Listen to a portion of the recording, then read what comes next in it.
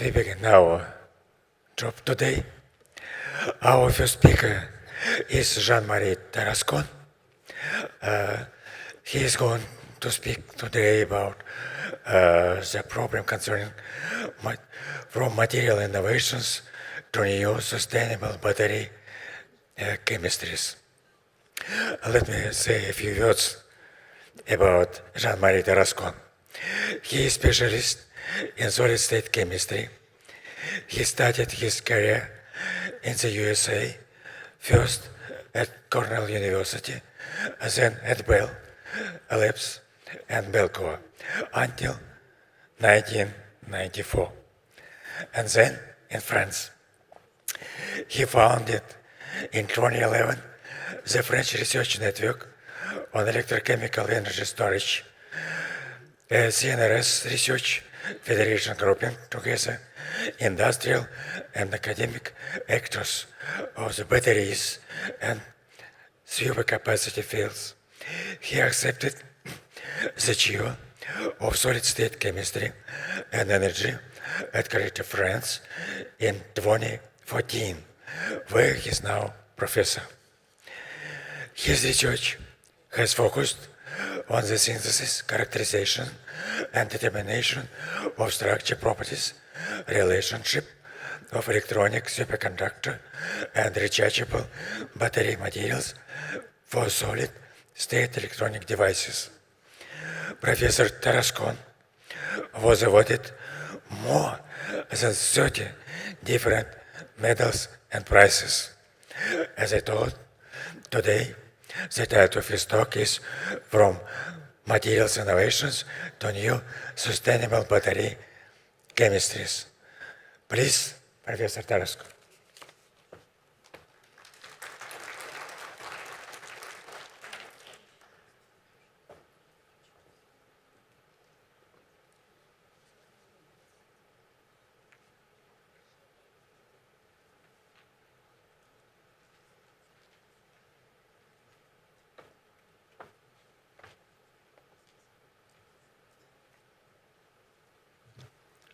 Okay, so good morning, everyone.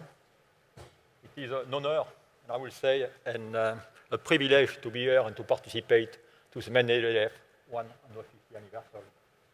So today, in my talk entitled From Material Innovation to New Sustainable Battery Chemistry, I will try to give you three messages. First, try to describe. It doesn't work, so I need to mute it. Yes, now will be better. And three messages. So first one will be more or less to show you how science and innovation has been participating to the field of inorganic chemistry. Second, to show that this field is a ping-pong game between fundamental and applied research. And third, I will show you that this field is strongly dependent on the Mendeleev periodic table, since more than 25 elements will be used in these presentations.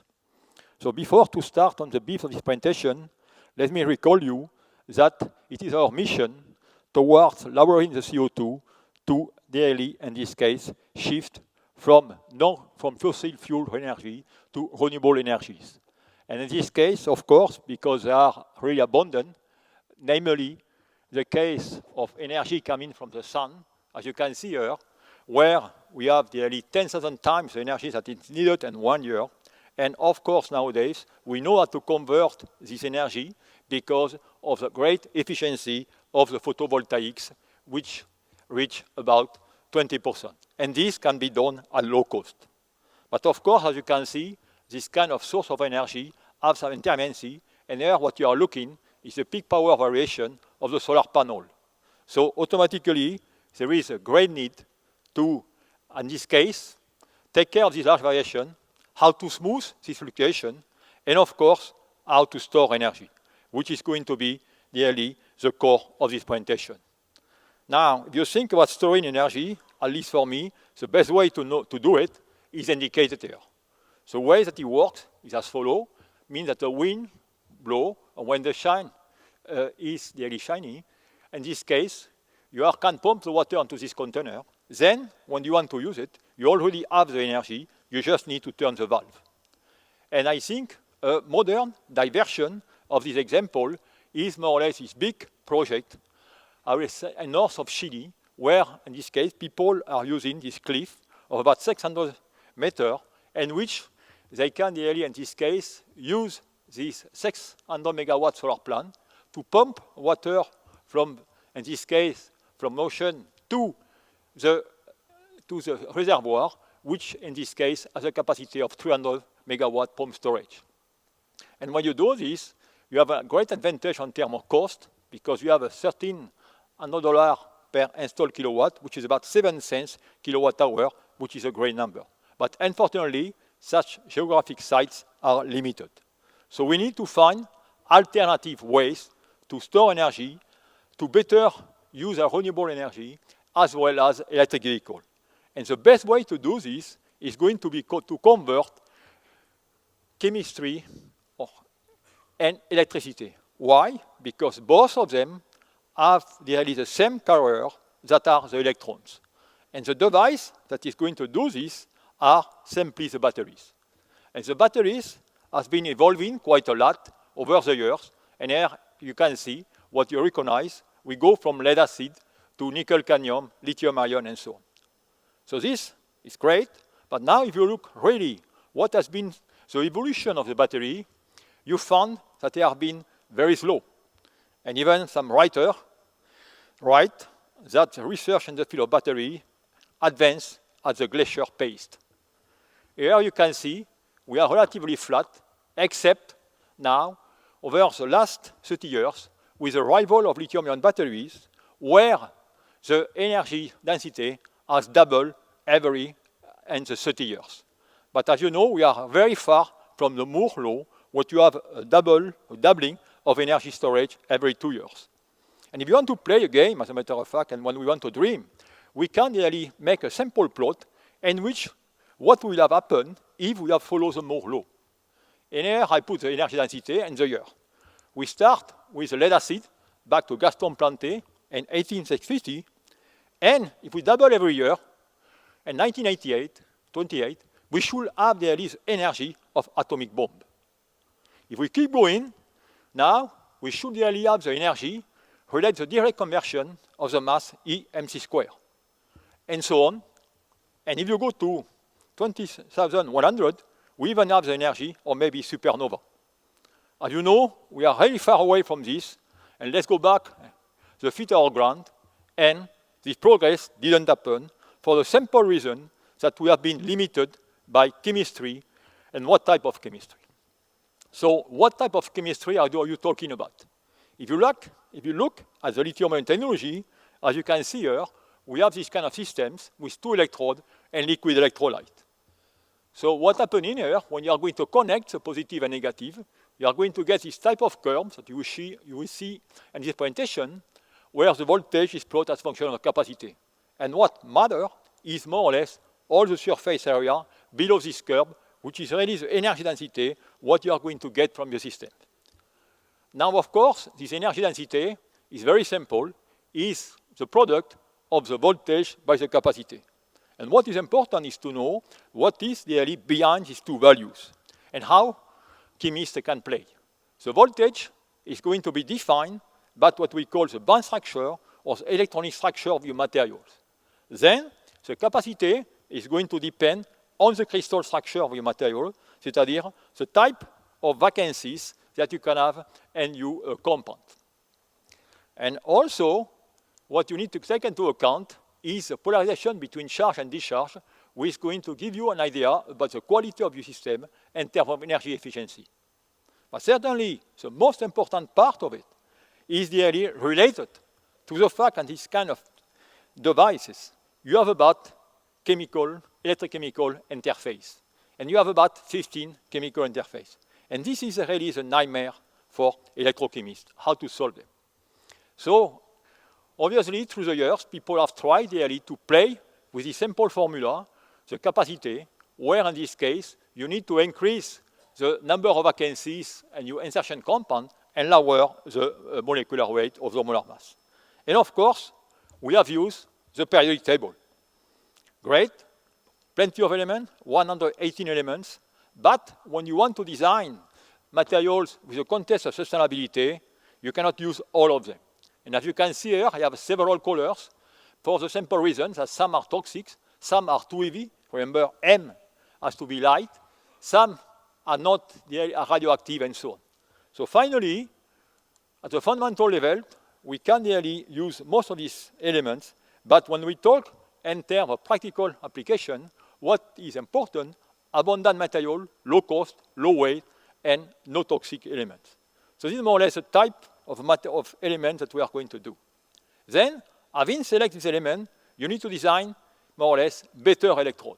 And to design better electrode, you have a simple relation that is giving you the performance, which is the sum of the material composition, of the material texture and morphology, and surface functionalization. And how this will happen is now we can really look at the composition and at the chemical design, where in this case we are going to use the knowledge of chemical structure, chemical bonds, and also use analogy with the Bible that the mineralogy consists. Then we can also develop this kind of texture and morphology by, in this case, playing or designing this core shell type structure. And finally, we really, in this case, can play also with surface science and doing some grafting. So as you can see, it's a wide discipline where requires a large amount of expertise. So indeed, I want to emphasize on this important point. The battery research is a multidisciplinary field. It more or less relies on three pillars that are material science, interface, and devices. And of course, it requires expertise in the field of solid-state chemistry and the field of organic polymer chemistry, as well as surface science. And additionally, you need to have great development at the characterization technique, either with electrochemistry or a large amount of in-situ characterization. And of course, at the end of it, we need to take guidance from theory. But I think, besides this multidisciplinarity, I think what is the most interesting for, I think, a scientist within this field is really that batteries pose a fundamental scientific challenge emerging from concrete technology bottleneck. And this is more or less what I'm going to try to show you in this presentation today. So, having set up the scene, now let me elaborate more on how the science and innovation involve in the quest for better battery materials. And to do so, I will select three examples, three snapshots of the research, in which I will show you how to increase battery energy density by proposing new concepts and new cell configuration.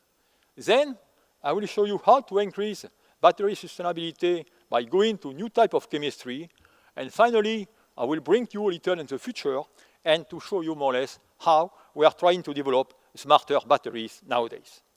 So let me first start with increased battery energy density.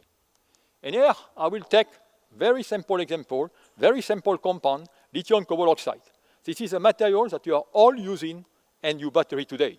And I'm going to show how research on these materials 25 years ago can break to a fundamental breakthrough. So this is a structure, as you can see, a layer structure, in which you have the metal layer, CO2, and between you have the lithium layer. For people who are not very expert in crystallography, you can take it like that. It's a simple millefeuille, where you have the metal layer and the lithium is a cream. And you push, lithium can get in and out. So if you look at these materials, this has been the first compound reported by Sony back to 25 years ago. In this case, they can really get 150 milliampere per gram. They could not get higher because in this case, you have a breaking of the structure as indicated here. So through the years, chemists have tried to improve the release in materials by performing chemical substitution in this compound and mainly replacing cobalt by nickel, manganese, and so on. And this has led to this new family of material that is called the lithium NMC. And of course, large amount of groups towards the world are playing with this phase diagram. And in this case, you can see we have these materials that are defined by the amount of nickel, manganese, and cobalt, and we say 333 means that 33%, 532 means 50%, and so on. And you can see nowadays the research is evolving towards getting cobalt-free materials. For the simple reason, because you have certainly heard about the ethics going on with extraction and cobalt and so on. So there is a huge push at the industrial level in order to prepare materials without cobalt. But in this case, the best composition that you can find in all the electric vehicles by now is the one that I call here the stellar, which is a 60% nickel, 20% manganese, 20% cobalt. But here, whatever, this exchange less than 1 lithium per metal. So research has been pursuing, and we are kindly doing substitution of this compound, where now you can see we don't replace or we put lithium now within the metal layers. And this is the reason why we denote this phase as lithium-rich materials. And the lithium-rich materials that have a very complex redox system, as clearly indicated here, since you have a 3 redox center, show here great performances. As you can see, we move from 150 to 80 now to 280 milliampere hour per gram. And the question is now, what is the origin of this capacity?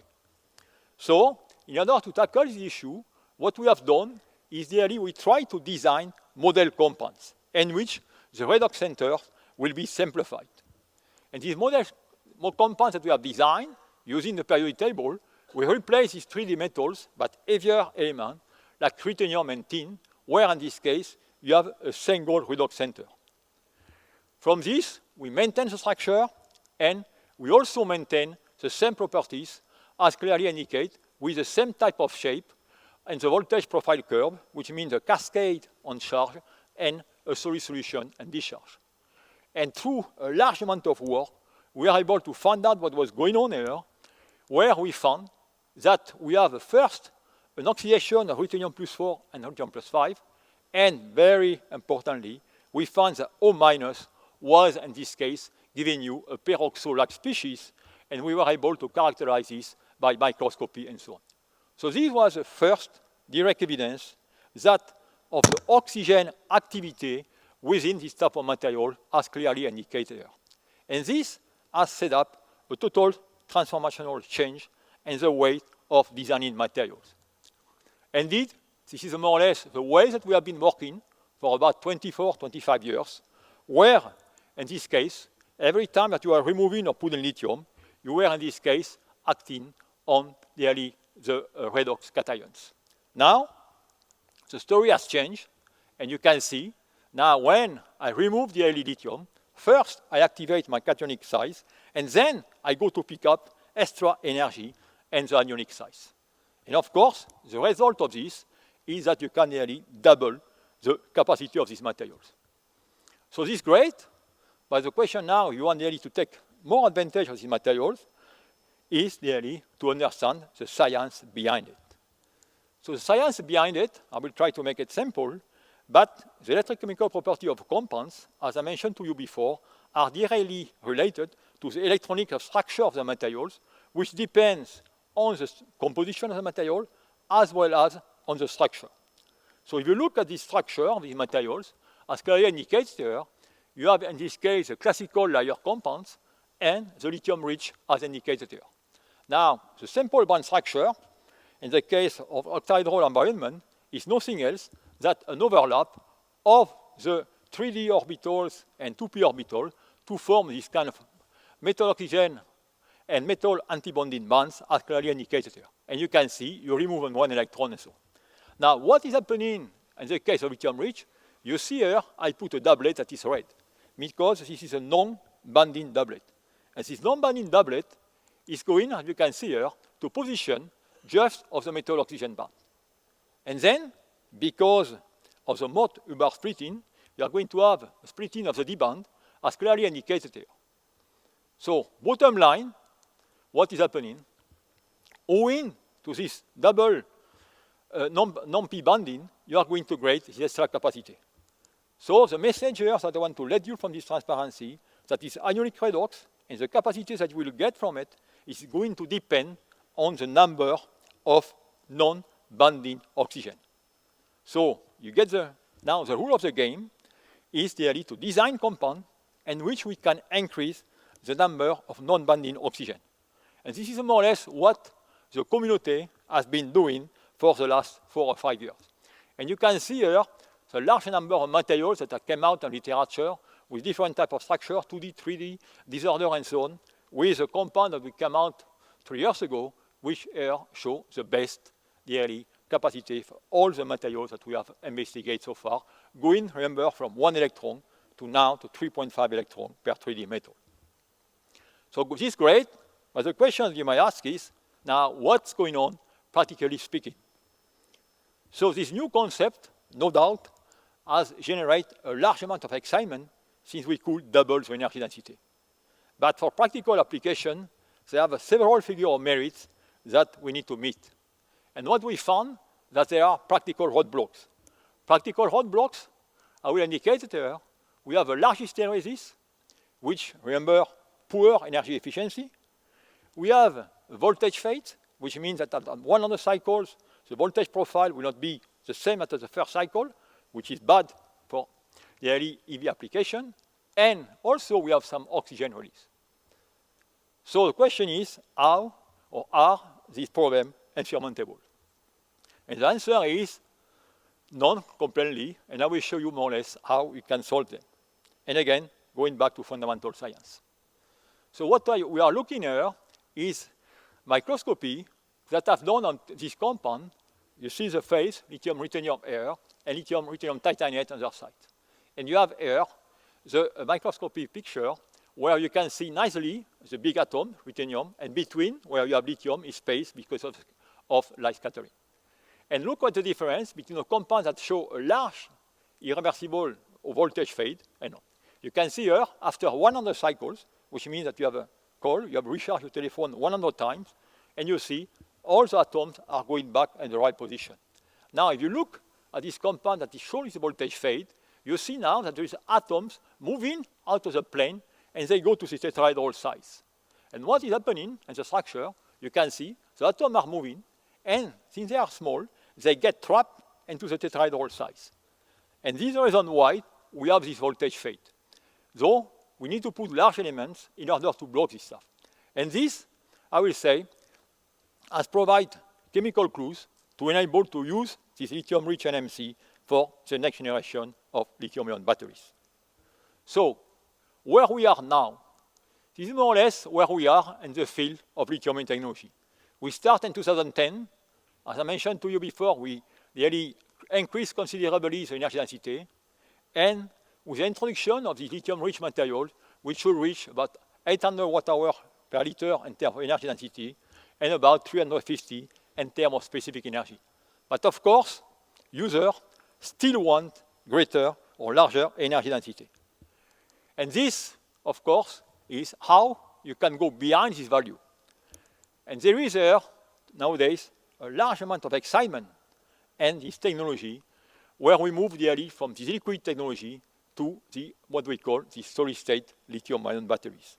And I think this is nowadays what is, I will say, the greatest excitement in our field.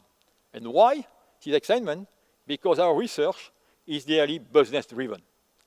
And all came out when Toyota, 5 or 6 years ago, claimed that in 2022, they will have a solid-state battery that will replace even batteries existing nowadays in Tesla. So it was a big challenge, and of course, as soon as someone announced this stuff, plenty of people are moving into the same direction. So now, what is really behind this stuff? Indeed, if you look at this technology, where more or less it's the lithium-ion batteries that you are going to put together without any liquid, in this case, you can see indeed that we are going to have advantage in terms of safety, are clearly indicated here.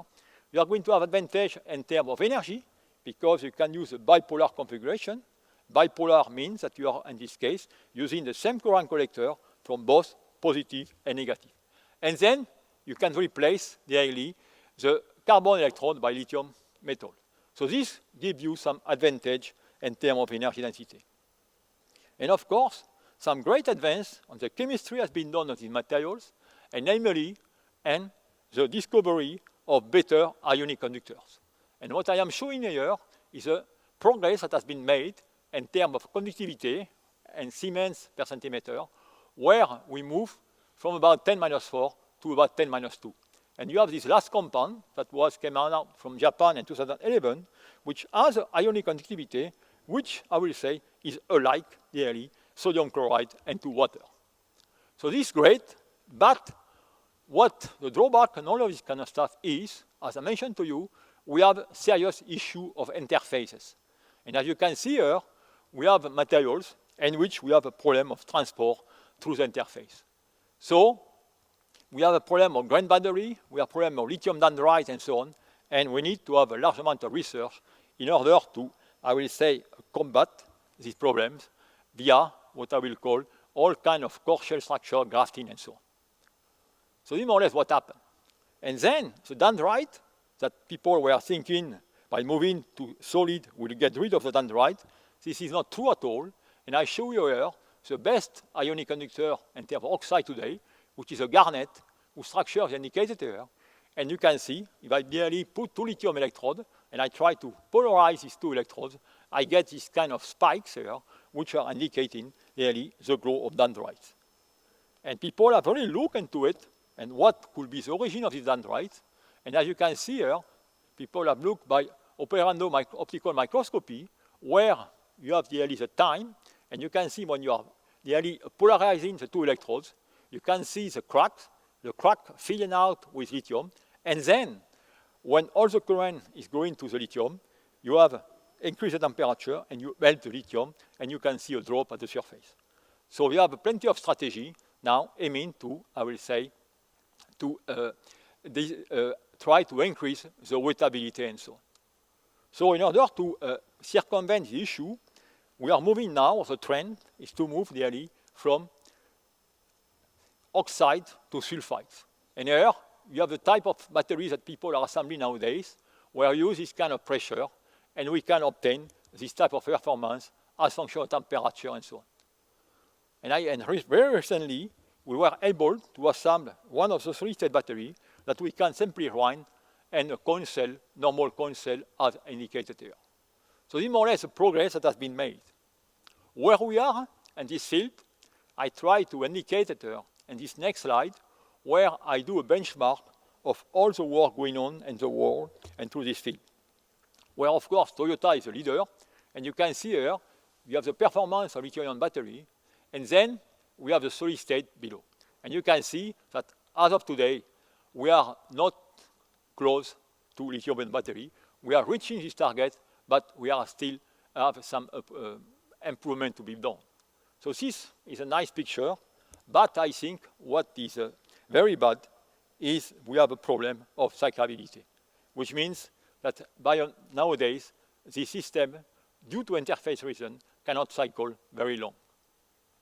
So here, my message will be the following one. I think solid-state batteries are a great advance, but there is a still long way to go either at the research or applied level prior commercialization, and the target of 2022 by Toyota is simply totally unrealistic. And again, as a scientist, don't oversell. We don't want to set up, again, an industrial disappointment, as we have been doing in the past for lithium air. So this is more or less what I want to tell you about this stuff. So now, whatever, all this has, of course, led to what you know that is more or less the booming of electric vehicles.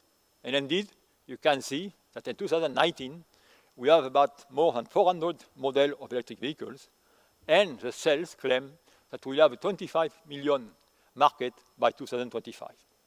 Another question that I want to address is, will the electric vehicle solve the CO2 situation? So it means in this case, are EV ideal for the environment? And to do so, I will try really to make a very simple comparison, in this case, where I plot the CO2 emission for kind of propulsion engine are clearly indicated. And you can see value of 200 grams, 250 per kilometer. Now I'll do the same plot in the case of electric vehicles. And you are going to see that is going to depend very strongly on the origin of the primary energy. As you can see here, if you use electricity coming from coal-fired plants, this is totally useless to develop electric vehicles. But of course, if you use, in this case, what you call French mix, which is a mixture of nuclear and normal fuel, or if you use the hydro, as you can see here, you have better condition. So the message here is clearly we don't want to use primary from coal-fired plant. Now, if you use hydro, you can see that now the battery part is a large contribution. So the question is, what is the sustainability of batteries?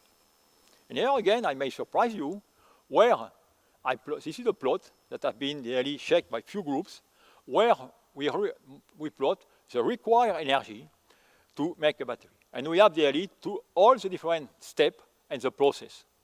And you can see, and you want to see, that when you fabricate 1 kilowatt-hour of battery, you need an energy of 327 watt-hour per kilogram, so here, kilowatt-hour, and you need also, and you release 110 kilograms of CO2. So this clearly indicates you that we are making batteries, but we are still an issue of sustainability. And this will lead me to the second part of this talk, where is really dealing with how to increase battery sustainability. And here, we have daily pursuing different routes.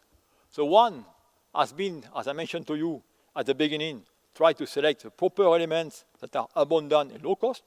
The second one, which is very important, is try daily to lower the synthesis process, not use very energetically hungry synthesis process at high temperature.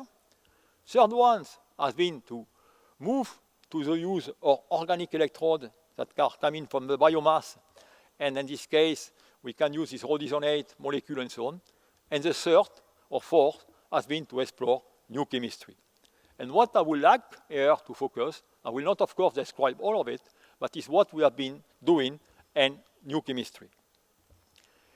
New chemistry has been pursued very heavily, and you can see here all the systems that different groups in the world are pursuing.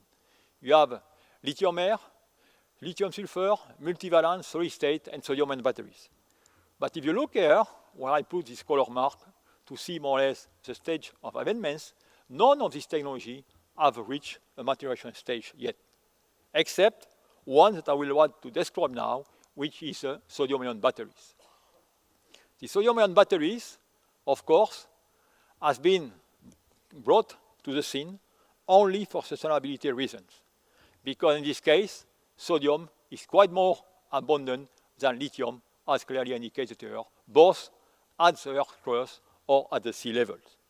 But here again, you need to develop new sodium-ion batteries, which means that, unlike the lithium, you need to find new electrodes and new electrolytes. So this research has been booming over the last year. This is more or less what happened here in 30 years, where a few materials have been found, and you can see what I will say the battery workforce is coming into the scene. You can see that in 7 years, the amount of compound that has been designed and has been tested for batteries and so on. And among them, I will say, we found the same type of family that we had initially for the lithium-ion. And few technology has been developing, as clearly indicated here, and what I will briefly focus here on this type of polymeric compounds. And here again, showing you how a ping-pong game between fundamental and applied research can lead you to some development. So what we are looking is this type of system where you have, in this case, this NVPF, which is sodium 2,3V2PO4 2 times F3 and carbon. And when you look at the voltage composition curve, you have this cell voltage as function of capacity, which output voltage of 3.6 volts.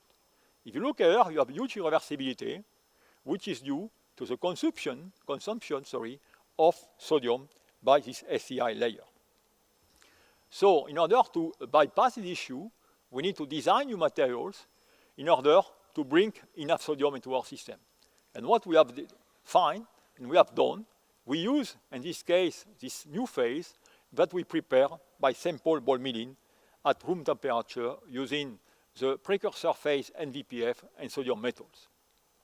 And in this phase, we have been able to develop and to assemble some 18650, and these were the first type of cell assembled worldwide about 4 or 5 years ago, where at the first, we were very impressed by the performance at room temperature, since a few prototypes were displaying about 4,000 cycles, and with here a huge power rate performances that it was quite far better than in the case of lithium-ion. So it was a good news, but it didn't last too long, because we have some bad news, that when we want, of course, to use these batteries at high temperature, when I mean high temperature, it's not too high, 55 degrees C, you can see that now we have a dramatic or drastic capacity decay and huge self-discharge.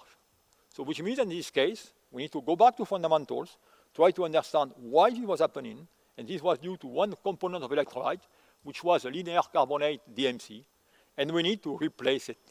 So we have done a large amount of theoretical and experimental work, and we come out with, in this case, this electrolyte, ECPC, with these magic cocktails that I will call, because we have 4 types of additives that are here together, and it's by their synergy, they can really improve the performance.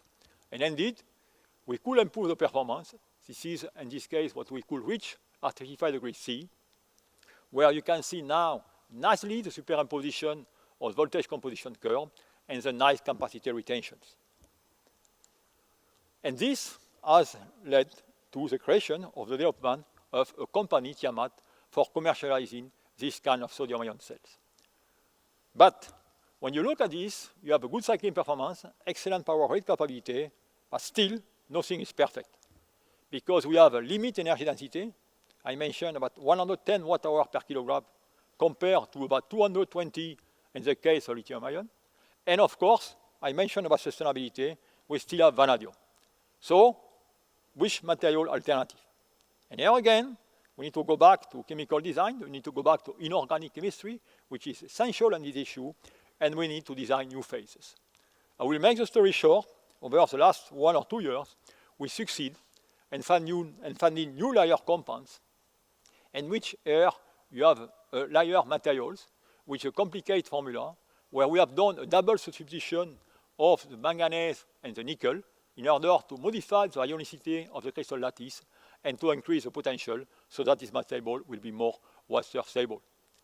And just very recently, we also succeed in making a new phase, a new O3 type layer compounds, where in this case, we also take advantage of the ionic redox process. So all these materials have been benched, again, in BPF, and you can see that now we can have really, in this case, capacity or energy density greater than NBPF.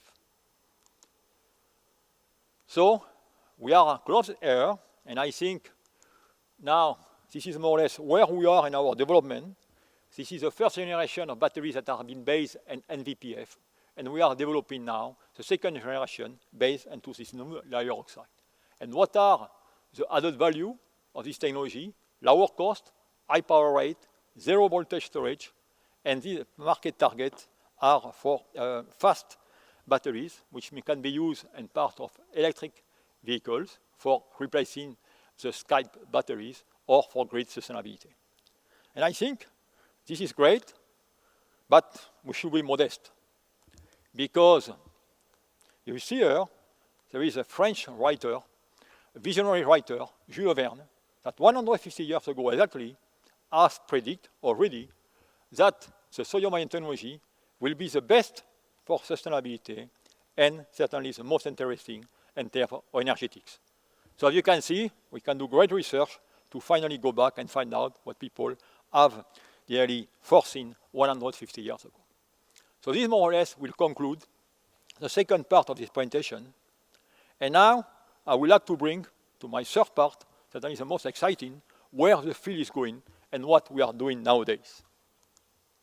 So how to develop smarter batteries, which means that we are going now to try to add some sensing, some monitoring, and some self-healing functionalities.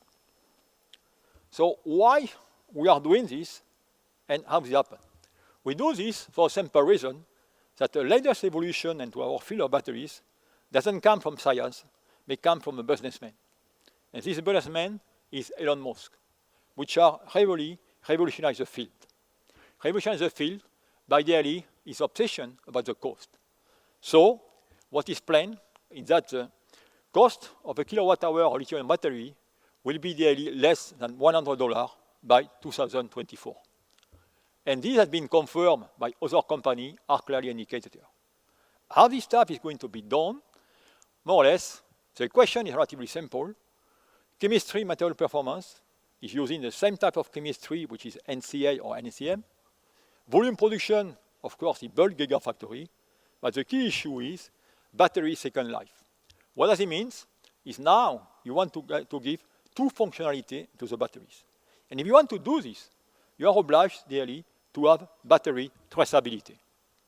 So, this is more or less what I would like to talk about it and what happened. And in this case, we are going to get inspiration from the field of medicine, which means we want to add smartness to the battery. And you can see, for instance, in medicine, you can introduce chips and humans, and you can really treat some diabetic patients. During an operation, you can put optical fiber, and you can transmit information from inside of the battery to outside the batteries. So our view is that in 20 years from now, certainly, the battery will not have any longer a positive and a negative output, but you will have also an analytical output. So to do so, you need to build in some functionality, which means we are going to put sensors, optical, electrical, and so on. And of course, these sensors have to be transparent to the chemistry of your system, as well as to the manufacturing of your system.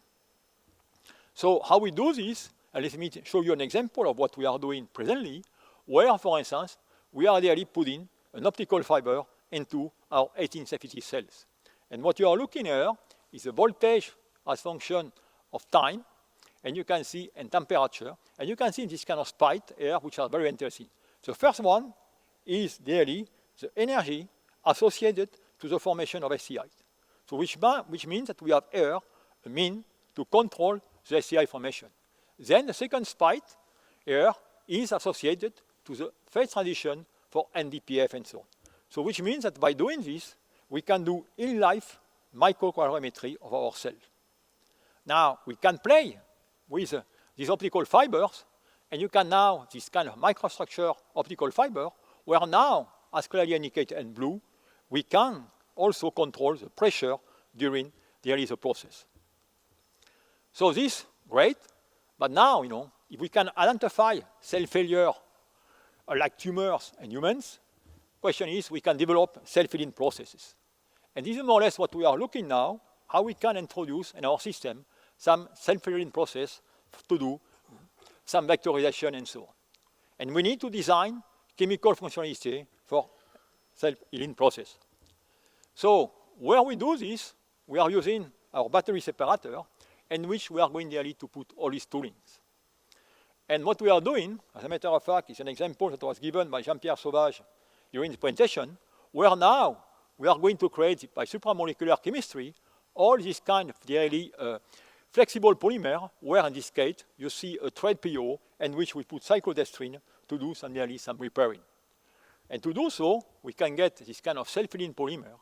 And our vision, final vision, is here, where we believe that in 20 years from now, the battery will have the sensing. If there is a deficiency in the battery, we send it to a BMS, will activate a self-healing process, and so on. So this is more or less the view that we are developing now, as a matter of fact, at the European level, and the battery 2030 project. So, time to conclude. So what I try to show you today here, the science and innovation going to the field of batteries. Of course, bottom line, playground is the Mendeleev periodic tables. And I think as a chemist, we are not too bad to structure, to design new material and so on. We can make 100 materials, but maybe only a single one will be really good for battery application. So we need to go faster. And I think nowadays, we are going to have to use computational chemistry, artificial intelligence, to establish a material genome as it has been established before. But be careful, in genomics, people play with 4 elements. The periodic table for us is about 110. So it's quite more complicated. Then I show you also how microscopy was very useful to go down at the local level, look at the local structure and so on. What are the dreams? I think the dream in the future is we'll be able to really detect the electron. If we could detect the electron, we'll have really all the clues of all the redox processes that are governing photovoltaics and batteries, electrocatalysis, and so on.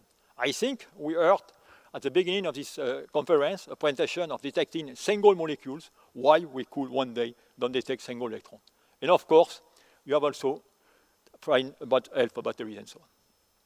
So, final conclusion, and I think very strong, I think I tried to show you that the field take advantage of the synergy between scientific and technological knowledge, and this is essential for battery research. And I want to repeat, basic research must prevail. And this is not me who's telling this stuff, is one of the French famous oceanographer, Jacques-Yves Cousteau, right? Applied research generates improvement, not breakthrough. Great scientific advance spring from basic research. And with this, I would like, of course, to thank all my colleagues at the Collège de France who have been working on different aspects of this research, and I want to thank you all for your attention.